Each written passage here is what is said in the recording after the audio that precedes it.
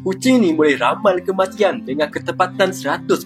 Dan kalau dia tiba-tiba suka lepak dengan korang, siap sedialah. Tahun 2025, satu pusat jagaan warga emas bawa masuk seekor kucing bernama Oscar. Tujuan asal adalah untuk jadi kucing terapi sebab ramai penghuni rasa sunyi dekat situ. Tapi masalahnya, Oscar tak suka manusia langsung. Dia jenis menyendiri, tak manja, tak suka dibelai. Tapi satu hari, Oscar tiba-tiba duduk lama dekat katil seorang warga emas. Dan beberapa hari lepas tu, orang tu meninggal dunia. Staf mula perasan setiap kali Oscar lepak dengan seseorang, tak lama lepas tu orang tu akan meninggal dunia. Yang paling pelik, Oscar tak peduli pun pada seorang penghuni yang sakit tenat. Sebaliknya, dia tidur dengan orang yang nampak sihat. Dan orang tu pula akan meninggal beberapa hari kemudian. Sejak dari tu, setiap kali Oscar duduk rapat dengan mana-mana penghuni, staf akan telefon keluarga untuk datang ucap selamat tinggal. Kucing korang ada tak yang macam Oscar ni? Cuba komen.